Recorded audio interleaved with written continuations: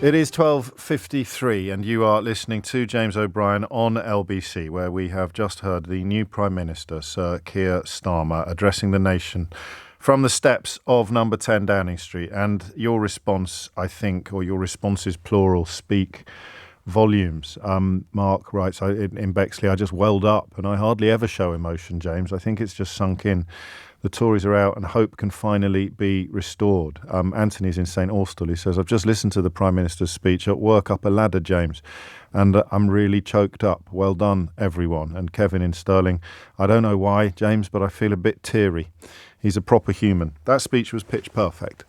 This isn't going to be a programme where Keir Starmer is absented from scrutiny. I'm not suddenly going to turn into an unapologetic cheerleader for a Prime Minister in the way that I've criticised others for being unapologetic cheerleaders for previous Prime Ministers. But I don't think that there's going to be any need for the kind of analysis that we've needed with Johnson and with Truss. I don't think we're going to be cataloguing debaucheries and depravities, lies and egregious conduct for the next 5 years. I certainly hope not.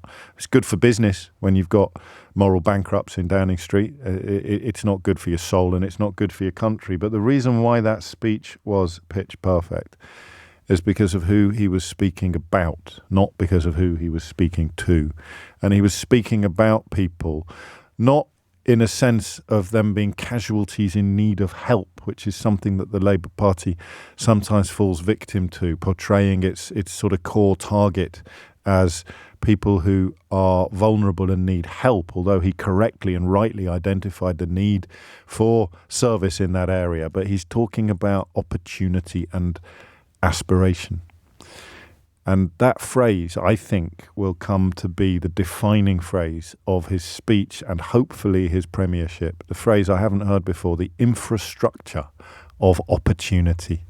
In other words, creating a country where hard work is rewarded, where opportunity is afforded, where you can move forward through society according to your own efforts. And there's been a sense in recent years that you can't do that. We seem to have reversed into a space where accidents of birth, inherited privilege, contacts book and cronyism were better guarantors of advancement than anything else. So the task is huge. The mountain is high.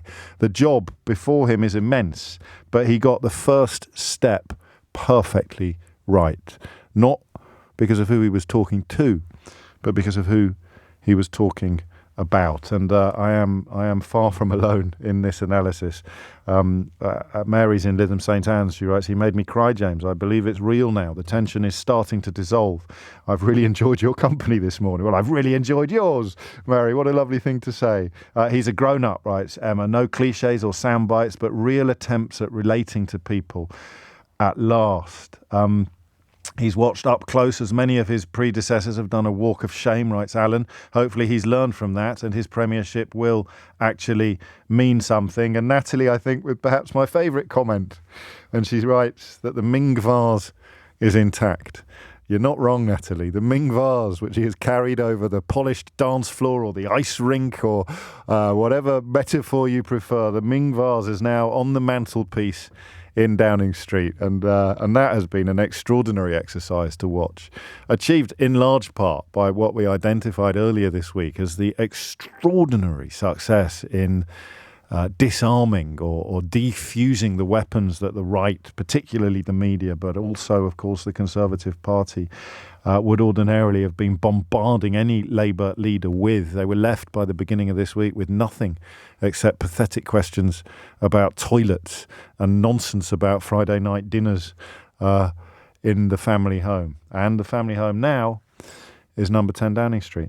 Thank you for keeping me company over what have been at times some pretty tough periods of politics in this country, seeing the rise of issues and ideas that I think most decent people find repellent. I make no apology for hoping with all my heart that we're embarking together now upon a much happier time. And Keir Starmer's words today have established that hope in no small measure. Finally, the euphoria we've been bemoaning the absence of all morning is beginning to kick in.